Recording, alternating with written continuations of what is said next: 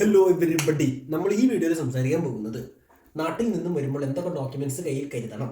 എന്തുകൊണ്ട് ഈ വീഡിയോ എന്ന് വെച്ച് കഴിഞ്ഞാൽ തൊട്ട് മുന്നത്തെ ഏതൊരു വീഡിയോയിൽ ഞാൻ പറഞ്ഞിട്ടുണ്ടായിരുന്നു നാട്ടിൽ നിന്ന് വരുമ്പോൾ എന്തൊക്കെ ഇനി ചെയ്യണം എന്നുള്ളത്. കാരണം നാട്ടിലേക്ക് എത്തുന്നവരുള്ള കാര്യങ്ങൾ പറഞ്ഞു, നാട്ടിൽ നിന്ന് തിരിച്ചു വരുമ്പോഴുള്ള കാര്യങ്ങൾ ഞാൻ പറയാൻ മറന്നുപോയിരുന്നു. So let's go. ഒന്നാമത്തെ കാര്യം, നാട്ടിൽ നിന്നും നിങ്ങൾ വരുമ്പോൾ പ്രത്യേകിച്ച് ഒന്നും കയ്യിൽ കരുതണ്ട. എത്രയാണോ ലഗേജ് പറഞ്ഞിട്ടുള്ളത് അതിൻ്റെ കൃത്യം എമൗണ്ടിൽ എടുക്കാൻ നോക്കുക. ഇപ്പം ലാപ്ടോപ്പ് ബാഗിലും മുതലായ എല്ലാത്തിലും എത്രയാണോ വെയിറ്റ് നിങ്ങൾക്ക് എടുക്കാൻ പറ്റുന്നത് അത് വ്യക്തമായി വായിച്ചിട്ട് എടുക്കാൻ നോക്കുക. ഞാൻ വർഷങ്ങളായിട്ട് ഫ്ലൈറ്റിൽ കയറുന്ന ഒരാളായിട്ടും ഐ സ്റ്റിൽ മെയ്ഡ് ദ മണ്ടത്തരം. Do not happens. എനിക്ക് എയർ അറേബ്യയിലായിരുന്നു തിരിച്ചൊന്ന് റിട്ടേൺ ഉണ്ടായിരുന്നത്. 10+40 ആയിരുന്നു. പ്ലസ് ലാപ്ടോപ്പ് ബാഗും കൂടി ഉണ്ട് എന്നാണ് ഞാൻ വിചാരിച്ചിരുന്നത്. പക്ഷേ അങ്ങനെ ആയിരുന്നില്ല. ഈ 10 ഞാൻ എൻ്റെ ലാപ്ടോപ്പ് ബാഗ് കൂടി ഇൻക്ലൂഡ് ചെയ്യണമായിരുന്നു. അപ്പം ഞാൻ എയർപോർട്ടിൽ ചെക്ക് ഇൻ ചെയ്ത് പോയപ്പോൾ 10 കൊടുത്തു, 40 കൊടുത്തു, പിന്നെ ലാപ്ടോപ്പ് ബാഗ് ഉണ്ട്, അതിൽ 7-8 കിലോ ഈ ഇലക്ട്രോണിക് ഐറ്റംസ് മൊത്തം കൂടി കുത്തി കയറ്റുമ്പോൾ ഒരു 6-7 കിലോയ്ക്ക് അടുത്ത് തൂക്കം വരും. ഞാൻ ആ ഒരു സമയത്ത് നിന്ന് വേർത്തായിരുന്നു. അപ്പോൾ ഞാൻ എന്ത് ചെയ്തു എന്ന് വെച്ച് കഴിഞ്ഞാൽ പാനിക്കായില്ല. എൻ്റെ പാൻറ്റിൻ്റെ മേലെ കൂടെ ഞാൻ ഒരു പാൻറ്റും കൂടി ഇങ്ങോട്ട് ഇട്ടു. എന്നിട്ട് ആ ലാപ്ടോപ്പ് ബാഗിലുണ്ടായിരുന്ന എല്ലാ വസ്തു സാമഗ്രികളും ആ പാൻറ്റിൻ്റെ ഉള്ളിലേക്ക് അങ്ങോട്ട് നിറച്ചു. എന്നിട്ട് മണി അടിക്കാന്നൊക്കെ പറയില്ല, അതേപോലെ ദിങ്ങനെ എന്നും പറഞ്ഞ എയർപോർട്ടിൽ നടന്ന് ചെക്ക് ഇൻ ചെയ്യേണ്ട അവസ്ഥയായിരുന്നു എനിക്ക്. അപ്പം നിങ്ങളുടെ വെയിറ്റ് ലഗേജ് എത്രയാണോ അതിൽ കൃത്യമായി മനസ്സിലാക്കിയിട്ട് കൊണ്ടുപോകാൻ നിൽക്കുക. അതേപോലെ തന്നെ നിങ്ങൾക്ക് വെയിറ്റിംഗ് പീരീഡ് കൂടുതലുണ്ട് എന്നുണ്ടെങ്കിൽ, അതായത് സെക്കൻഡ് എവിടേക്കാണ് ഏത് റൂട്ടാണോ പോകണം അവിടെ ഏതെങ്കിലും ഒരു എയർപോർട്ടിൽ നിങ്ങൾക്ക് നല്ല രീതിയിൽ വെയിറ്റിംഗ് വരുന്നുണ്ടെങ്കിൽ പരമാവധി ഇപ്പം നിങ്ങളുടെ ചെക്ക് ഇൻ ബാഗിൻ്റെ കൂടെയുള്ള ഹാൻഡ് ലഗേജ് ഉണ്ടല്ലോ, മെയിൻ ലഗേജിൻ്റെ കൂടെയുള്ള ഹാൻഡ് ലഗേജ് ഉണ്ടല്ലോ, അത് വെയിറ്റ് കൂടുതലാണെങ്കിൽ അതും കൂടി നിങ്ങൾക്ക് നിങ്ങളുടെ മെയിൻ ലഗേജിൽ കയറ്റി വിടാൻ പറ്റും. എന്നിട്ടൊരു ലാപ്ടോപ്പ് ബാഗ് കൂടി കയ്യിൽ കരുതി കഴിഞ്ഞാൽ ആവശ്യമുള്ള സാധനം മാത്രം ചോദിച്ചാൽ മതി. അല്ലെങ്കിൽ ഈ ഹാൻഡ് ലഗേജും കൂടി അവസാനം വരെ ചുമന്നുകൊണ്ട് നടക്കേണ്ടി വരും. അപ്പോൾ ആ ഒരു കാര്യം നിങ്ങൾ മനസ്സിൽ വെക്കുക.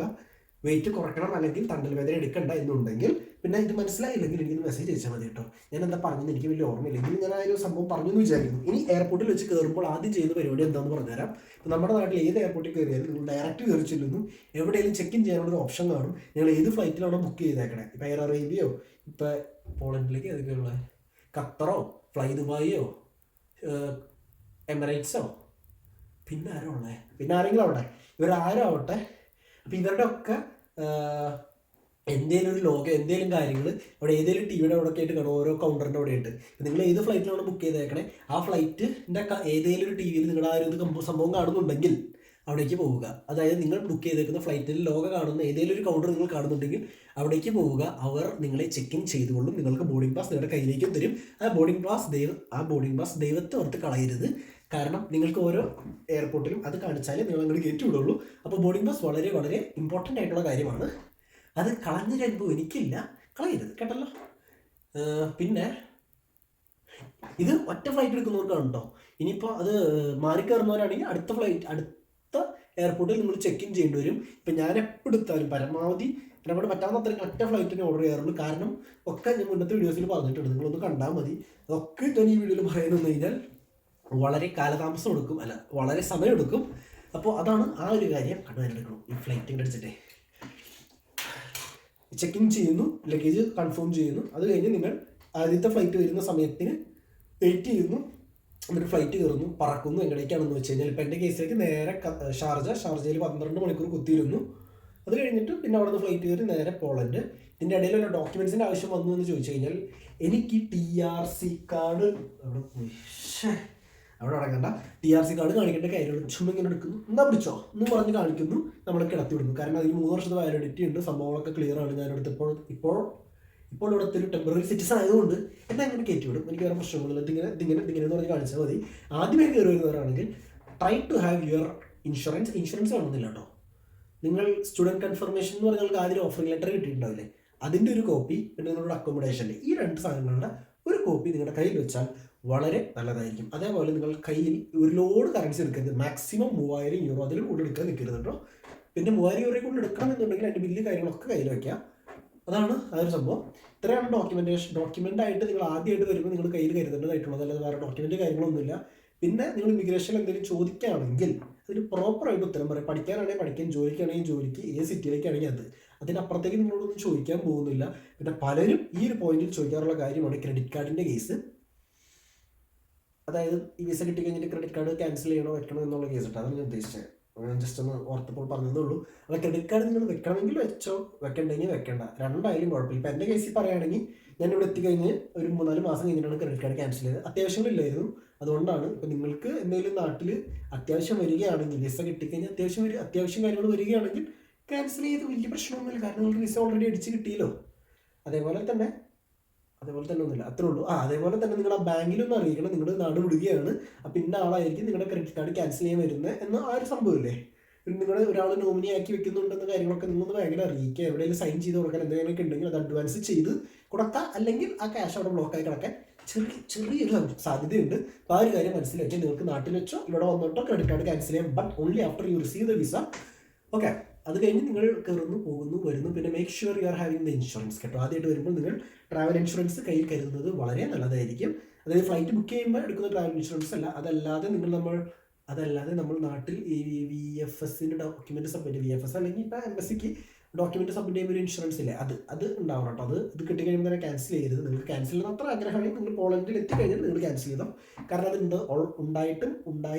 ഉണ്ടായാലും ഉണ്ടായില്ലെങ്കിലും നോ കാര്യം. സോ അത്രയ്ക്കേ ഉള്ളൂ എനിക്ക് നാട്ടിൽ നിന്ന് വരുമ്പോഴുള്ള കാര്യങ്ങളായിട്ട് പറയാനുള്ളത്. പിന്നെ ഫുഡ് കഴിക്കുക, ആവശ്യത്തിന് ഹെൽത്തി ഫുഡ് കഴിക്കാൻ നോക്കുക. ചവറ് വാരി അധികം കഴിക്കരുത്. കാരണം ഫ്ലൈറ്റിൽ ആദ്യമായിട്ട് കയറുമ്പോൾ വാള് വയ്ക്കാൻ സാധ്യതയുണ്ട്. വളരെ ടർബുലൻസ് ഒക്കെ അടിച്ചിട്ട് ഇങ്ങനെ ഇരുന്ന് ഫ്ലൈറ്റിൽ കിലുങ്ങാൻ വലിയ സുഖമൊന്നും ഉണ്ടാവില്ല. അപ്പോൾ try to have healthy food. പിന്നെ ആവശ്യത്തിന് വെള്ളവും കാര്യങ്ങളൊക്കെ കുടിക്കുക. എൻ്റെ ഒരു കാഴ്ചപ്പാട് വെച്ച് ഫ്ലൈറ്റിൽ നിങ്ങളിപ്പോൾ ഫ്ലൈറ്റ് ചൂസ് ചെയ്യുന്ന ഫ്ലൈറ്റിൽ ഫുഡ് കാര്യങ്ങളൊന്നും ഇല്ലെങ്കിൽ നിങ്ങൾ ഏത് എയർപോർട്ടിലാണോ കറൻ്റ് ഉള്ളത് അവിടെ നിന്ന് തെറ്റില്ലാത്ത രീതിയിൽ വെള്ളം സ്റ്റോർ ചെയ്യുക. ഡ്യൂട്ടി ഫ്രീ ഷോപ്പിൽ നിന്ന് വെള്ളം സ്റ്റോർ ചെയ്യാൻ നോക്കുക, ഫുഡ് കഴിക്കാൻ നോക്കുക. ഫുഡ് കയ്യിലെടുത്താലും കുഴപ്പമില്ല. അപ്പോൾ ആ 2 കാര്യങ്ങളും കൂടി ചെയ്യുക. കാരണം പറക്കുന്ന ഫ്ലൈറ്റിൽ ഫുഡിന് ഭയങ്കര വിലയാണ്. ആ ഒരു കാര്യം മനസ്സിൽ വെക്കുക. ആൻഡ് ദാറ്റ്സ് ഇറ്റ് അല്ലേ. പിന്നെ അതിൻ്റെ കൂടെ ഒരു കാര്യം കൂടി പറയാം. നിങ്ങൾക്ക് വേണമെങ്കിൽ ടിക്കറ്റ് ഏജൻസിക്കാരെ കൊണ്ട് ബുക്ക് ചെയ്യുന്നതിന് പകരം നിങ്ങൾക്ക് തന്നെ ബുക്ക് ചെയ്യാവുന്നതുള്ളൂ. ഏതെങ്കിലും വെബ്സൈറ്റ്, ഇപ്പോൾ എയർ അറേബ്യയ്ക്കാണ് എയർ അറേബ്യയുടെ വെബ്സൈറ്റ്, ഫ്ലൈ ദുബായ് ആണ് ഫ്ലൈ ദുബായുടെ വെബ്സൈറ്റ്, എമിറേറ്റ്സിൻ്റെ വെബ്സൈറ്റ്, ഇപ്പോൾ ഖത്തറിനാണെങ്കിൽ ഖത്തറിൻ്റെ വെബ്സൈറ്റ്, അവരുടെ വെബ്സൈറ്റിൽ നിന്ന് ഡയറക്റ്റ് ടിക്കറ്റ് 2-3 ക്ലിക്ക് അടിച്ച് കഴിഞ്ഞാൽ ചെയ്യുന്ന പരിപാടികളേ ഉള്ളൂ. വെറുതെ ഏജൻസിക്കോ കാര്യങ്ങൾക്ക് പോയിട്ട് 3000-4000 രൂപ എണ്ണി കൊടുക്കേണ്ട ആവശ്യമില്ല. പിന്നെ നിങ്ങളുടെ കയ്യിൽ കാശ് കുഞ്ഞു കൂടിയിരിക്കുന്നുണ്ടെങ്കിൽ പ്ലീസ് അങ്ങനെ തന്നെ ചെയ്യൂ. അല്ലെങ്കിൽ നിങ്ങൾക്ക് ഒരു 3000 രൂപ 4000 രൂപ ലാഭിക്കണമെന്നുണ്ടെങ്കിൽ നിങ്ങൾ സെൽഫായിട്ട് ബുക്ക് ചെയ്യും. വലിയ ആനയും കുതിരയും പരിപാടിയൊന്നുമില്ല. നിങ്ങൾ ഏത് സിറ്റിയിലേക്കാണോ പോകുന്നത് ആ സിറ്റി ഫിനിഷിംഗ് ലൊക്കേഷൻ കൊടുക്കുക, സ്റ്റാർട്ടിങ് ഫ്രം ഇന്ന സ്ഥലവും കൊടുക്കുക, കൊച്ചിയോ കണ്ണൂരോ എവിടെയാണെന്ന് വെച്ചാൽ കൊടുക്കുക. എന്നിട്ട് പിന്നെ ഡേറ്റ് തീരുമാനിക്കാൻ കൊടുക്കുക. പിന്നെ പരമാവധി നിങ്ങളുടെ വിസ തുടങ്ങിയിട്ട് ഒരു ദിവസം കൂടി തുടങ്ങിയ അന്ന് തന്നെ ഫ്ലൈറ്റ് ബുക്ക് ചെയ്ത് തുടങ്ങി പിറ്റേ ദിവസം ഫ്ലൈറ്റ് എടുക്കാൻ നോക്കുക. ആൻഡ് വേറെ ഒന്നുമില്ല എന്നാണ് എൻ്റെ ഒരു വിശ്വാസം. എന്തെങ്കിലും ഉണ്ടെങ്കിൽ നിങ്ങൾ ബാക്കിയുള്ളവരോട് എന്തെങ്കിലും പറയാനുണ്ടെങ്കിൽ നിങ്ങൾ കമൻറ്റ് ചെയ്തിട്ടോ, അല്ലെങ്കിൽ എനിക്ക് ഇൻസ്റ്റാഗ്രാമിൽ മെസ്സേജ് അയച്ചോ. നമുക്ക് അടുത്ത വീഡിയോയിൽ അതിനെക്കുറിച്ച് സംസാരിക്കാം. ഇതാണ് എൻ്റെ കാര്യങ്ങൾ പറഞ്ഞാൽ ഈ പറയുന്ന ഫ്ലൈറ്റിനെ കുറിച്ചിട്ട്. ദൈവമേ, ഇനി നമുക്ക് അടുത്ത കിടിലൻ വീഡിയോ ആയിട്ട് വരാം. ഗോവയിൽ പോയ എൻ്റെ കുറേ വീഡിയോസ് ഇരിപ്പുണ്ട്, എടുത്തു വെച്ചിട്ടുണ്ട്, എഡിറ്റ് ചെയ്തിട്ടില്ല. അപ്പോൾ നിങ്ങൾക്ക് ആർക്കെങ്കിലും എൻ്റെ ഗോവയിൽ പോയ എൻ്റെ കിടിലൻ വീഡിയോസ് കാണണമെങ്കിൽ അതും കൂടി ഒന്ന് പറയും. പിന്നെ പലരും എൻ്റെ വീഡിയോസ് കണ്ടിട്ട് സബ്സ്ക്രൈബ് ഒന്നും ചെയ്യാറില്ല. ചെയ്താൽ സന്തോഷം, ചെയ്തില്ലെങ്കിലും എനിക്ക് പ്രശ്നമൊന്നുമില്ല. ചെയ്താൽ വളരെ സന്തോഷം. അപ്പോൾ ശരി, ബൈ.